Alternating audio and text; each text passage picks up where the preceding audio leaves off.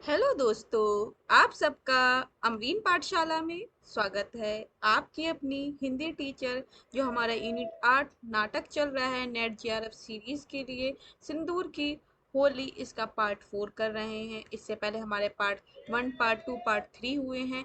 जिन भी साथियों ने नहीं देखे वो जाकर प्लेलिस्ट में देख सकते। इसके अलावा भी अन्य नाटक हमने करवाए हैं यूनिट 8 के, वो भी आप प्लेलिस्ट में उठाकर फ़ायदा उठा सकते हैं। ऐसे ही यूनिट 7 की, यूनिट 6 की, यूनिट 5 की सबकी प्लेलिस्ट बनी हुई है। आप वहां जाकर वीडियो का फ़ायदा उठा सकते हैं और एक प्यारा सा कमेंट ज़रूर करा करिए, जिससे हमें मोटिवेशन मिलता है। चैनल को सब्सक्राइब करेंगे तो हमारी हर वीडियो आपको नोटिफिकेशन के रूप में मिलती रहेंगी। तो ऑल पे जाकर जब बेल आइकन दबाते हैं तो ऑल पे जाकर क्लिक कर लीजिए, तो नोटिफिकेशन तुरंत आपको मिल जाएगी। जैसे ये नाटक 1934 में लिखा गया था, समस्या प्रधान नाटक है और लक्ष्मी नारायण मिश्र का नाटक है, और लक्ष्मी नारायण मिश्र को ही समस्या प्रधान नाटक का जनक कहा जाता है। और की होली नाटक की भूमिका राम प्रसाद त्रिपाठी ने 1934 में ही लिखी है। इस नाटक में 3 अंक है, इसमें कोई भी दृश्य नहीं है। इस नाटक में एक दिन की पूरी घटना का वर्णन किया गया है और इसमें तीनों अंकों में एक ही दृश्य दिखाया गया है। दृश्य स्थल एक ही दिखाया है, डिप्टी कलेक्टर मुरारी लाल के बंगले की बैठक वही दिखाया गया है। आपको पता होना चाहिए कथानक का समय 12 बजे दिन का वर्षा काल का समय है। टाइमिंग मेंशन की है तीनों दिन। पहला दृश्य सुबह 9 बजे का दृश्य है, आप देख सकते हैं। दूसरा दृश्य जो आता है संध्या काल का। तीसरा दृश्य रात्रि 9 बजे का, 10 बजे का हो जाता है। ये सारी चीज़ें आपको पता है, पात्र चल रहे हैं यहाँ पर। पूरी स्टोरी जैसी आपको बताई जा रही है यहाँ पर। जब पहला पहला अंक और दूसरे अंक की स्टोरी की, मनोज शंकर को मार दिया जाता है, हत्या हो जाती है, उसे बंगले पे लाया जाता है, उसका इलाज चल रहा होता है कि लास्ट टाइम चल रहा है। तो वहां पर सब लोग बातें कर रहे थे, उसको फिर भी मारने के लिए, जिंदा ना बचे उसके जो मुरारी लाल के यहाँ 40,000 और भेजता है राय साहब, जिससे इस केस को दबा दिया जाए, इसको उठाया न जाए, किसने हत्या करवाई ये पता न चले। ये सारी बात होती है, यही सारी चीजें चल रही होती हैं। और जब मनोज शंकर जो है मुरारी लाल के दोस्त का बेटा है, जिसकी उनकी उन्होंने 10 साल पहले हत्या करवा दी थी, और मनोज शंकर को बताया था कि तुम्हारे पिता ने आत्महत्या की है। वो 10, जब उस समय 12 वर्ष का था और अब 22 साल का हो गया है, उसे यही दर्द सता रहा था कि उसके पिता ने आत्महत्या की। उसका रीजन जान रहा था और इसलिए वो बीमार वगैरह भी रहता है।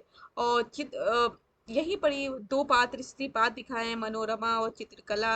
मनोरमा चित्र बनाती है और चित्र सिखाने के लिए चित्रकला को चंद्रकला को चित्र सिखाने के लिए आती है। उसने अभी तक 4 चित्र बनाए पर बंगले में आकर। एक तो मुरारी लाल का, दूसरा मनोज का, तीसरा चंद्रकला का, चौथा रजनीकांत का, जिसकी हत्या हो जाती है।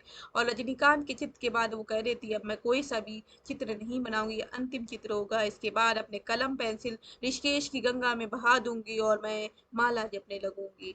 ये विधवा होती है। 8 वर्ष में इसका विवाह होता है। 2 वर्ष इसका पति जिंदा रहता है। 10 साल की वर्ष में इसके पति की मृत्यु हो जाती है, और तब से 8 साल से, अब पति की मृत्यु के 8 साल बाद अब भी वह विधवा बनी हुई घूम रही है। तो मीन्स वह अब 18 वर्ष की है। ये सारी बातें इसमें हमने जानी थी। तीसरा अंक स्टार्ट हो रहा है, आप देखते हैं। अब तीसरा अंक जो स्टार्ट हो रहा है उसमें क्या बताया जा रहा है यहाँ पर देख लीजिए। रात यूं तो रात अंधेरी है, आकाश में बादल होने के कारण भयंकर उठी है बंगले के बरामदे। उसी तरह कुर्सियां पड़ी हैं बाई ओर से कोठी दरवाजे पास। बरामदे फर्श पर एक लालटेन जल रही है।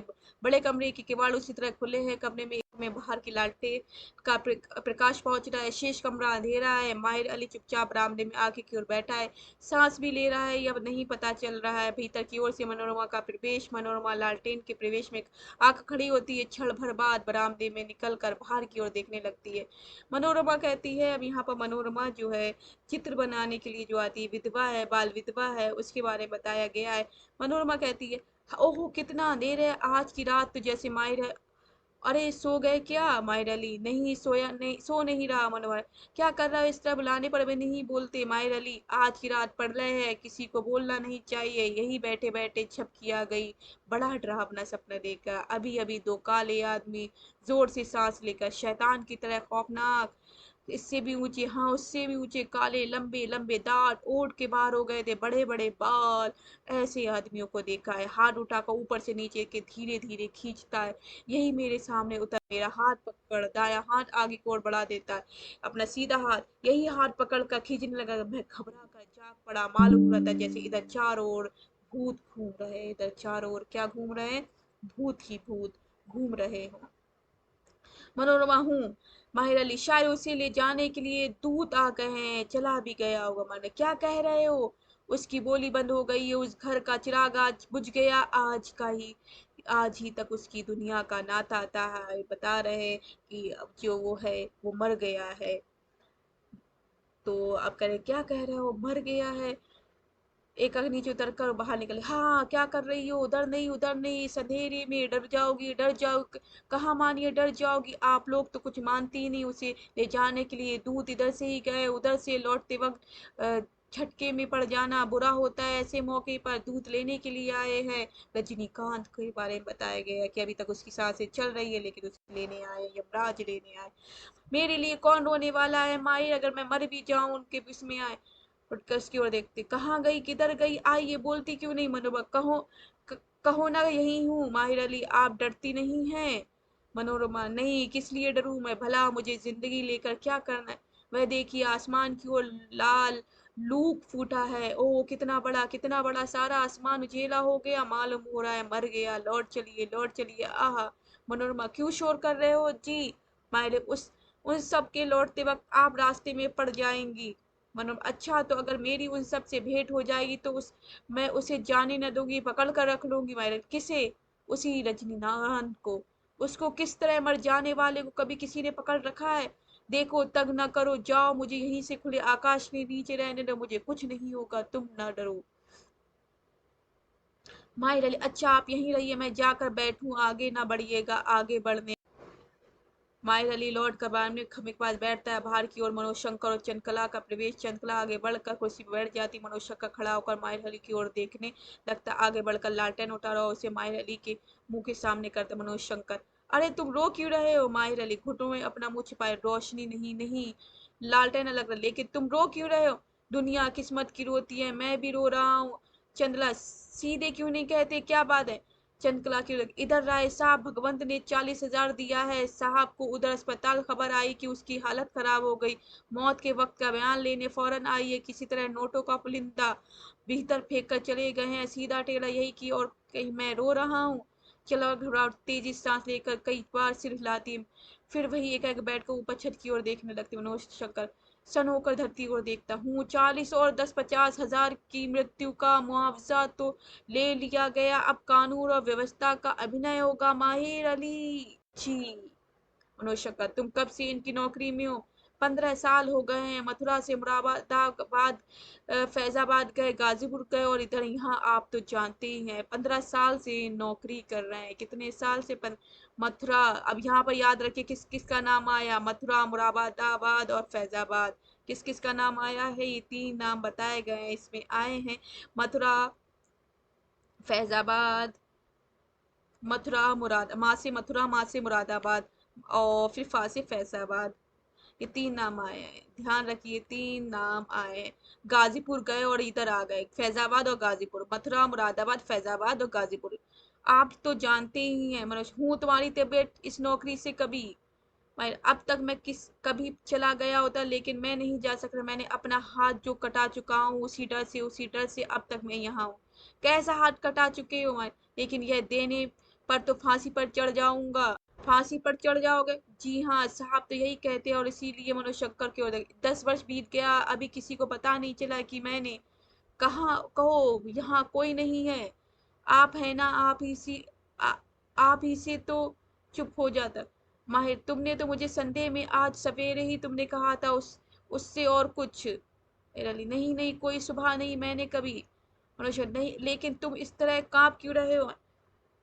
लेकिन कह देने में मेरी जान नहीं बच सकती, मैं फांसी चढ़ूंगा। माहिर अली, ओ इस समय आप लोग चुप रहे, सब किसी को जान आज क्यों ना जाए, जिसे मरना था वह तो मरा है। मनुष्य, चंद्रकला, शांत रहो, सारा संसार मरता है, एक और मृत्यु हो रही है, दूसरी ओर जन्म हो रहा है, ये कोई नई बात नहीं। माहिर अली क्या कह रहा है? जीवन का रहस्य उसमें है, उसे सुनो। उड़ती और भीतर चली जाती। कहाँ जा रही हो? नहीं, मैं जा रही हूँ, अब सो रहूं, नींद आएगी। यह न पूछो, नींद ऐसी आए जो न टूटे। उन्हें माहिर कह दो, किसी से नहीं कहो। आपसे आपसे कहूँ, मेरा विश्वास नहीं करते इस बारे में इस तुम इससे घबरा क्यों गए हो और इस तरह कांप क्यों रहे हो? यह कयामत की रात, आज दुनिया का निशान मिट जाए। देखो, कयामत की रात जो आती है रजनीकांत के लिए आज ही कयामत की रात थी, कल संबंध में मेरे लिए, तुम्हारे लिए, लेकिन उससे बड़बड़ाने की कोई बात नहीं, घड़बड़ाने की कोई बात नहीं। बताओ क्या बात है? मैं अस्पताल जा रहा हूँ मनोशंकर, क्यों? देखने के लिए, एक बार और आखिरी बार। पता नहीं उस तरह कितने रजनीकांत आज बनेंगे। तुम यूं इस तरह। मैंने एक सपना देखी कि मुझे पकड़ने के लिए दो शैतान आए, मेरी वहां पकड़ने लगे। मैं घबरा कर जाग गया। तो तुम नहीं कहोगे? कह दूंगा, कहकर एक बार फांसी पर चढ़ जाना रोज की फांसी से अच्छा है, लेकिन उसे देखना भी है। चलिए आप भी अस्पताल, रास्ते में सब कह दूंगा। चंद्रकला का प्रेम, चंद्र का पीले रंग की कामदार और सोने का चंदन हार पहने है। कैसा पहनी है? सोने का, पीले रंग की साड़ी पहनी है। ध्यान रखिए, याद करिए, कामदार, पीले रंग की कामदार साड़ी और सोने का चंदन हार पहन कर आती है। कैसा? सोने का चंद्रहार, सोने का चंद्रहार। मनोज उसकी ओर विस्मय से इतने ध्यान से क्यों देख रहे हो? चंद्रकला कहती। मनोज का, चलोगे ये अस्पताल? घंटे भर से ऊपर वहां रहे हैं, अब किस लिए? तब तो उसके मरने की संभावना न थी। अब मैं जाकर जिला तो नहीं दूंगी, अगर वह संभव हुआ तो आओ देखो, आओ जाओ देखाओ। मनोशंकर, मालूम होता है उतना समझना व्यर्थ हो गया, समझाना व्यर्थ हो गया। चंद्रकला गंभीर का, आओ जाते क्यों नहीं समझाने को? अभी बहुत समय, मैं आज नहीं मर जाऊंगी। मनोशंकर और माया अली का प्रस्थान। चंद्रकला चंद्रहार उठाकर देखने लगती। बाहर से मनोरमा का प्रवेश। अब मनोरमा देखते हैं क्या कहती है। मनोरमा कहती है उसके समीप आकर, वाह क्या कहना, मैं तुम्हें इसी रूप में देखना चाहती। चित्र बनते समय तुमने ये श्रृंगार क्यों न किया? चंद्रकला, तब? हाँ कहो तब। तब तो मैं पार्वती की तरह मृत्युंजय के लिए तपस्या कर रही थी। मनोरमा उसकी ओर ध्यान देकर, तुम्हारा चित्त शांत है ना? तुम शांत तो हो ना? चंद्रकला, प्रशांत महासागर की तरह अब लहरें ना उठेंगी। वह चित्र कहाँ रखा है? देना तो। मनोरमा, वह चित्र, वह रजनीकांत का। चंद्रकला कहती, हाँ शायद तुमने सुना होगा उसकी हालत। चंद्रकला, हाँ सुन चुकी हूँ, उनको तैयार हो चुकी है, उनकी तैयार हो चुकी है, अब मैं भी तैयार हो जाऊं। किस लिए? उसकी ओर ध्यान से देख। चंद्रकला, क्यों? लेकिन तुम्हारी आंखें, आंखें मल कर मेरी आंखें दिखाई तो पड़ रहा है मुझे, इतनी चमक क्यों रही हैं? चंद्रकला क्षण भर के लिए ऊपर छत की ओर देखने लगती। उसके मुंह पर प्रकाश आज स्वाभाविक और तेज खिलने लगता है। मनोरमा उसकी ओर मंत्रमुग्ध होकर देखने लगती है। फिर देखते क्या होता है। चंद्रकला मुस्कुरा, उद्विग्न क्यों हो रही हो तुम? मुझे भय है कि तुम क्या करने वाली हो। चंद्रकला, किस तरह का? शायद तुम अपना सर्वनाश करना चाहती हो। चंद्रकला, वह तो हो चुका है मेरा सर्वनाश। ओ तो तुम्हारा मनोज बाबू से समझौता नहीं हुआ, तुम अब भी उसी मुंह में हो। बस कहना मत, फिर मेरे आत्मज्ञान को तुम मुंह कर रही हो। मैं जिसकी थी हो चुकी, और समझौता कैसा? और आग और पानी का समझौता कैसा? मनोज सब तरह से योग्य है, लेकिन उसके भीतर एक प्रकार का संदेह, एक प्रकार का अंधकार जो मैं समझ नहीं सकती। वे स्वयं अपना विश्वास नहीं कर सकते। प्रयत्न उन्होंने भी किया और मैंने भी, लेकिन हम दोनों असफल रहे। हूँ, लेकिन यह अंग्रेजी विदेशी भावादेश प्रथम दर्शन का प्रेम हमारे देश में चल नहीं सकता।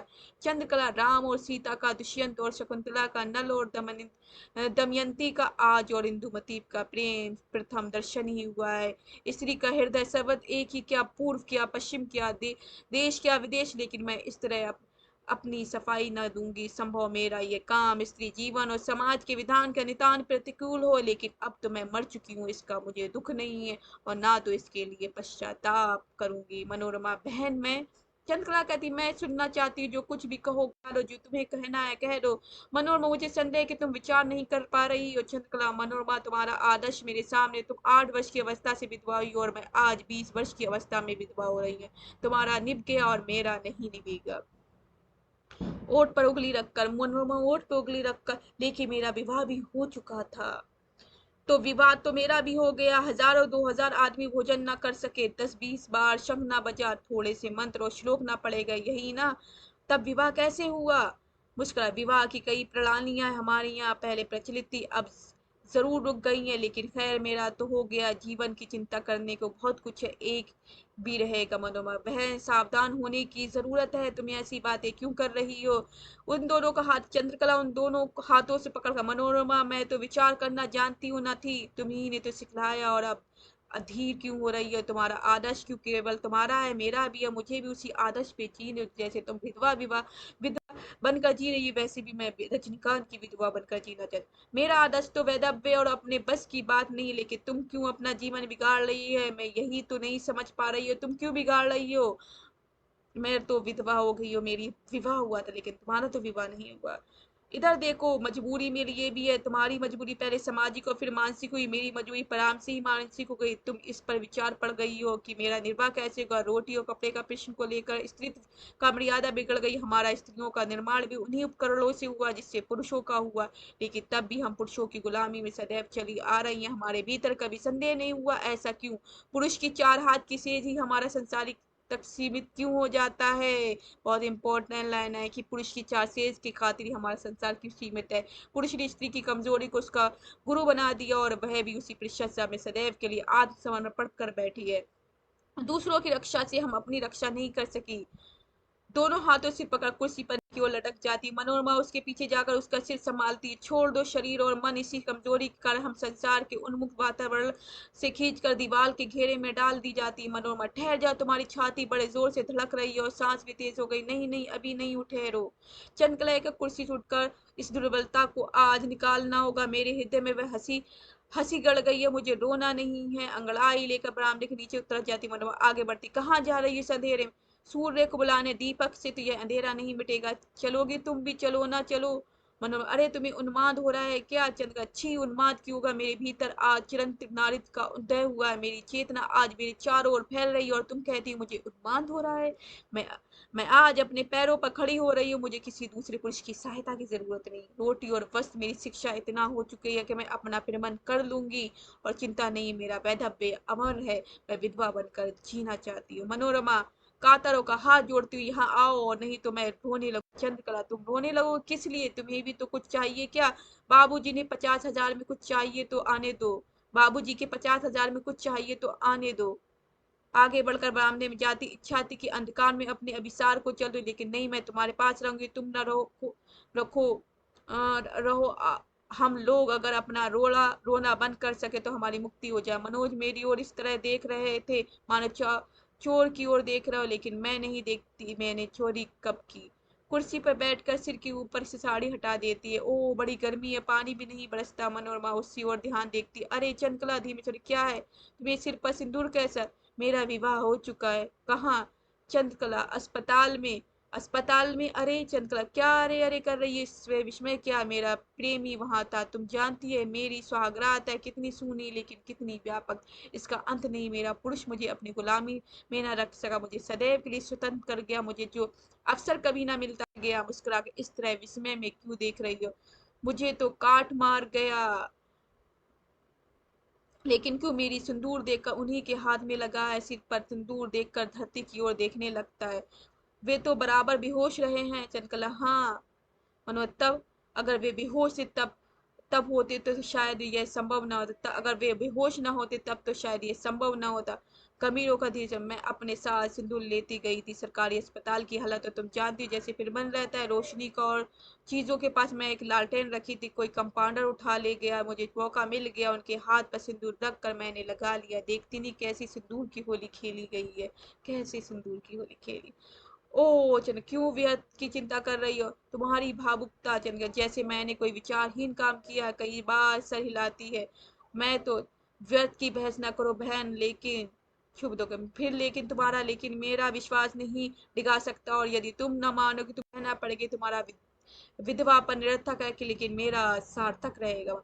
हाय बहन, क्यों मुझे अपमानित कर रही हो? ईश्वर जानता है मैं सच्चे मन और सच्ची आत्मा से कह रही हूँ। मनोज, सच्चे मन और सच्ची आत्मा से? चंद्रकला, हाँ। तुम क्षोभ में हो ये। मैं बिल्कुल शांत और प्रसन्नचित हूँ। हूँ, जाने दो। तुम्हारे मन में मेरे प्रति संदेह रह जाएगा। सुनो, मैं क्या समझती हूँ, नहीं तो तुम्हारा चित्त स्थिर नहीं है इस समय। चुप रहो। चुप तो मुझे रहने ही है। भविष्य में इस विस्मय व्याख्यान दूंगी। इस रस मेरी आत्मा में मर गया, यही मेरा संतोष पुरुष बलि है, सब तरह से बलि रहेगा। मैं द्वंद में विश्वास नहीं रहती, स्त्री में स्वयं अपना नर्क बनाया, पुरुष ने उसके दोषी नहीं। हमने कभी अपनी आत्मा को पुकार नहीं सी, कुछ सोच कर बहन। तुम्हारा विधवापन तो रूढ़ियों का विधवापन है, वेद मंत्रों का और ब्रह्मबोझ का। जिस पुरुष ने तुम्हें देखा नहीं, जिसकी कोई धारणा तुम्हें नहीं, जिसका कोई स्मृति तुम्हारी आत्मा को हिला नहीं सकी, उसका वैधव्य कैसा। स्वयं सोच लो, मेरा वैधव्य वह निर्विकार मुस्कुराहट, यौवन और पुरुषत्व के विकास की वह स्वर्गीय आशा में कल्पना करती हुई 25 वर्ष की अवस्था में यह शरीर और वह हृदय कैसा होता। इसलिए कहती हूँ मेरा वैधव्य सार्थक है, मेरा वैधव्य सार्थक है। वैधव्य मतलब विधवापन जो है वो सार्थक है। मनोरमा उद्युक्त होती, उसके मुंह पर विषाद और विस्मय के दृश्य आने लगते। कभी तो धरती और कभी छत की ओर देखने लगती, आंखें दीवार की ओर गड़ा कर कई बार सिललाती, चंद्रकला की ओर तीखी आंखों से देखती, एकाएक बाहर निकल जाती। चंद्रकला उड़ती है, साड़ी काजल कई बार हिलाती, गर्दन टेढ़ी कर कई बार इधर उधर देखती, बरामदे में आगे बढ़कर बाहर की ओर देखती और एक सांस लेकर भीतर चली जाती है। थोड़ी देर तक सन्नाटा रहता है। दाएं और शीशा लेकर चंद्रकला का प्रवेश। चंद्रकला आगे बढ़कर बाएं हाथ से लालटेन उठाकर अपने मुंह को सीधे में कर लेती और शीशे में अपना मुंह देखती है। मनोरमा का प्रवेश गंभीर मुद, आज तुम भावना विक्षोभ की आंधी में उड़ रही है। इस समय मेरे शब्द हल्के पड़ेंगे नहीं तो मैं कह देती, इस समय तुम्हारा यह शीशा देखना, इस चीज तुम आज ज्ञान और चिरंतन नारित्व का उदय कर रही हो, वह नहीं है। तुम्हारा वैधव्य तो अमर है और तुम अपने ही रूप में रीझती भी रही हो। क्या है ये सारी चीजें, क्या है। सिंदूर की होली नाटक में यह देख सकते किस तरह का ये नाटक है। चंद्रकला उस लालटेन का प्रकाश डालती, क्यों। तुम्हारा वैधव्य तुम्हारा है, वह तुम्हारा स्वर्ग हो सकता है, लेकिन उसमें समाज का संसार का क्या आशय। वेद मंत्र हवन शब्द जिनके साथ तुम्हारा समझौता नहीं हो सकता, सामाजिक संस्कार को लेकर मुहर का काम करते हैं। विवाह हो गया इसकी सूचना और साक्षी का काम करते तुम। अभी जो मुझ पर और सामाजिक रूढ़ियों पर विश्व गलती रही हो, उसका मूल तुम्हारा विक्षोभ और तुम्हारी नई शिक्षा है। तुम उन पे रीझ गई हो और आज मरने पर तुम विधवा हो गई। मैं विधवा हुई तो एक बार मेरे किसी दूसरे वैधव्य की संभावना नहीं हो सकती, क्योंकि अब फिर भी मेरे विवाह का नाम पर वेदमन शंखध्वनि ब्रह्मभोज का अवसर नहीं आएगा। लेकिन तुम जो उनके मुंह में पड़ गई केवल एक बार देख कर, तुम क्या समझती हो वैसे हंसी मुस्कुराहट, शरीर की सुंदरता, उसका विकास, आंखों की बिजली और बालों का अनुमान, उसको इतने बड़े संसार में दूसरा न होगा और तुम्हारी दानशील प्रवृत्ति वहां भी न उलझ पाएगी। मेरे साथ वेद मंत्रों और शंखध्वनि का सवाल था, इसलिए मैं एक बार विधवा हुई, लेकिन तुम्हारे साथ तो अनेक बार विधवा होने की संभावना है। भावुकता और विक्षोभ के अवसर पर निकले हुए शब्द संस्कारों की मर्यादा इस तरह नहीं मिटा सकती, और इसलिए कि आदर्श उनका आधार नहीं होता। परीक्षा की आंच पर ठहर भी नहीं सकते। अभी तक कुशल है, अराजकता है, संभव कुछ समय के लिए व्यवस्था मिटा दे, लेकिन स्वतः व्यवस्था नहीं हो सकती। स्वतंत्र स्त्रीत्व आज दिन के नए विचार संसार को एकदम स्वर्ग बना देना चाहते हैं, उनमें एक है, लेकिन इस नए स्वर्ग की कल्पना के मूल में कोई आदर्श नहीं है। हाँ, प्रवृत्तियों की घुड़दौड़ के लिए काफी मैदान। मैं मतलब यहाँ पर ये जो बात कहना चाह रही है मनोरमा, ये कह रही है मेरे में तो वेद मंत्र रख के संसार जी, तो शादी ब्याह होती है, पूरा बैंड बाजा जिस तरह से आता है उस तरह से शादी हुई है, तुम्हारी ऐसी शादी नहीं हुई है। तुम्हें एक मुहर भी नहीं लगी हुई है, तुम्हारे संसार से कैसे लड़ोगी। तुम्हारा तो ये विवाह ऐसा है कि तुम्हारा दूसरा विवाह भी कराया जा सकता है, मगर मेरी एक बार विधवा हो गई, वेद मंत्रों के साथ दूसरा विवाह नहीं करवाएगा, जैसे हिंदू धर्म में यही रीत है। चंद्रकला बस रहने भी दो।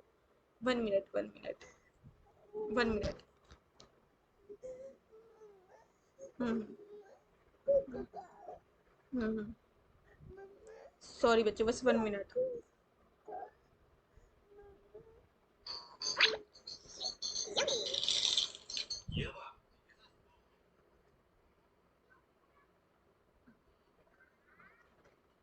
ये बात हो रही थी, बस इतना सी बात समझ ले, ज्यादा सारी बातें सोचने की जरूरत नहीं, जो इतना बड़ा इसमें भाषण दिया गया, बस मैंने एक बार बोला उसे सुन लीजिए। बाकी इतना समझ लीजिए, वो सारी वेद मंत्रों की बातें हो रही। चंद्रकला बस रहने भी दो, मन क्या सुन लो, तबीयत नहीं चाहती। चंद्रकला उसी ओर देखती है, ना समझना कि मैं केवल शीशे में अपना सिंदूर और सौंदर्य देख रही हूँ। मनोरमा अच्छा, मेरा व्यक्तित्व मेरी अपनी इच्छा और प्रवृत्ति है। मनोरमा क्या मतलब। शास्त्र संस्कार मेरा मत है और मेरी आपको जो स्वीकार है, बस और कुछ नहीं। लेकिन आत्मा, आत्मा, जी हाँ, आत्मा अंग्रेजी अर्थ है में है या संस्कृत में। चंद्रकला क्यों उसकी ओर देखने लगती है। हाँ, मैं पूछती हूँ आत्मा तुम किस अर्थ में कह रही हो, अंग्रेजी मतलब में या अंग्रेजी मतलब या जो मतलब अपने यहाँ माना जाता है। चंद्रकला मैं तो चुप हो जाती है चंद्रकला। अब यहाँ पर बताने की कोशिश है मनो अंग्रेजी में आत्मा को भावना अनादि को नहीं है, उनके लिए तो 50-60 वर्ष के जीवन के ही आत्मा कभी 10-5 बार मरकर भी उठती है, या बुद्धिस्ट के आत्मा का जब तबीयत चाहती है बदल दिया करते, लेकिन हमारे यहाँ आत्मा के साथ इस प्रकार खिलवाड़ नहीं होता। हमारे यहाँ तो आत्मा अनादि और अनंत तक है। आजकल के लिए जिन लोगों को अंग्रेजी में ऊंची शिक्षा मिल गई है, हमारे यहाँ वे भी आत्मा को खिलौना बना रहे। वे भी कहने लगे अपनी पुरानी आत्मा को मार डालो, बदल डालो, नहीं तो कल्याण नहीं होगा। तुम भी शायद उसी तरह कर रही हो।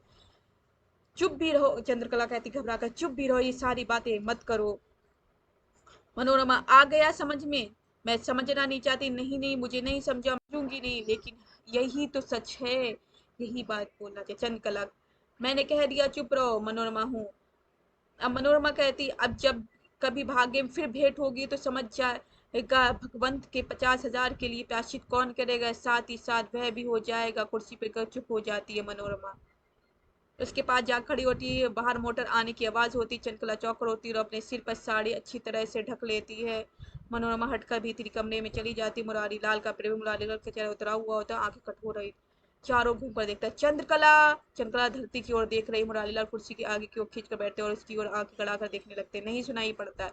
चंद्रकला जी। मुरारी लाल शाम हो गई, अस्पताल में बोलती क्यों नहीं? जी। बस एक शब्द जी। मेरे सामने ला जा रही और भरे अस्पताल में उसके सिर पर हाथ रखने से उसके तलवे की सलाने तक लाज नहीं आई थी। दुनिया जान गई मेरी लड़की अस्पताल में एक मारे हुए लड़के की सहानुभूति में वहां जा गई। मैं कल किस मुंह से कचहरी जाऊंगा? मुमकिन है कलेक्टर सुने तो समझे कि मैं। चंद्रकला कहाँ चली गई? ठहर जा, मैं हरगिज ऐसी बातें बर्दाश्त नहीं कर सकता। अपनी मर्यादा इस तरह मिट्टी में नहीं मिलने दूंगा। अस्पताल क्यों गई? किसकी आज्ञा से तुम अस्पताल गई? चंद्रकला घूमने गई थी। सारा दिन तो स्वांग किए रही थी और शाम को घूमने गई अस्पताल में। सुन सुन नहीं सुनाई पड़ता? अच्छा। भीतर जाना। चल बड़े कमरे में प्रवेश करते हैं। मनो कहाँ इस तरह दौड़े जा रही है? उससे पूछने की।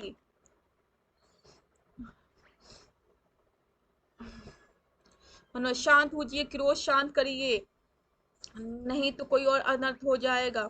कोई और अनर्थ? तुम अंधेरे में क्यों खड़ी हो? चले बाहर, मैं कहती हूँ सुन ले। तब क्रोध की तेजना हमें वहां जाना ठीक नहीं बोला। अच्छा चलो, सिर में बड़ा दर्द है और शायद ज्वर भी हो गया है आपको। हाँ, आज का दिन और रात को भी 10 बज रहे हैं, इसी तरह झंझट और तेजना है। मुरारी लाल बरामदे में कुछ ही बैठते। हाँ कहो। जिनका चित्त स्थिर नहीं है, मुझे तो संदेह अगर वह उत्तेजित हो जाएगी तो बड़ा अनर्थ होगा। हित अनर्थ होगा। मैं इतना कच्चा नहीं हूँ, और अनर्थ हो भी होगा तो क्या होगा? जैसे वह सब कर रहा हूँ उतना ही अनर्थ हो जाएगा। उनके मस्तिष्क को विक्षोभ हो गया, वे पागल ना हो जाएं। पागल हो जाना उतना आसान नहीं। नहीं तो मैं कभी भी पागल हो गया तो उसके लिए जितना दुख मुझे है उससे उसका बयान नहीं कर सकता। क्या हुआ है अभी भी? 1 घंटा हो रहा है मरे मुझे, उसका कितना दुख है ईश्वर जानता है। और यह लड़की क्रोध, यह दुख की रात है, सब किसी का दुख। आज क्रोध ना कीजिए, आज तो रात बीतना ही नहीं चाहती। बयान ही ऐसा। और हमारा दिन भर बेहोश रहा।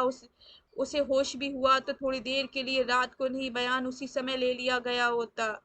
बयान है क्या? उसने किसी मारने वाले का नाम नहीं बतलाया। मनोहर क्यों? मालूम, मैं तो हैरान हो गया। जीता रहता तो बड़ा आदमी होता, इस संदेह नहीं। मैं शपथ पूर्वक कहता हूँ मैं रजनीकांत वल्द रमापति सिंह का रहने वाला हूँ। 5 सितंबर दिन रविवार को 2 घंटा दिन रहते मैं अपना धान जो कि बाग नंबर 131 में पश्चिम की ओर 131 में रोपा गया देखने गया। एक भद्र व्यक्ति जो वकालत करते हैं मुझसे बातें करने लगे। इतने में पीछे से एक साथ मुझ पर 4 लाठियां पड़ी। मैं घबरा कर घूम पड़ा।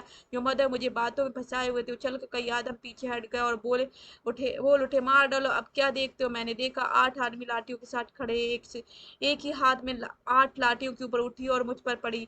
मैं वहीं गिर पड़ा। गिरने पर मुझे कितनी लाठियां लगी कहीं नहीं कहा नहीं सकता। प्रश्न, तुमने किसी को पहचाना? उत्तर, सबको।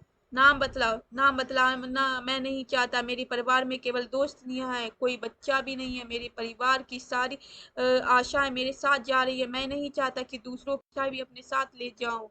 कितनी बड़ी बात कहेगा कि मैं तो मर रहा हूँ, मेरी दो स्त्रियां, उनकी आशा जारी, लेकिन मैं उनके नाम बता दूंगी उनकी सारी आशाएं चली जाएगी। उनके घर की स्त्रियां हैं।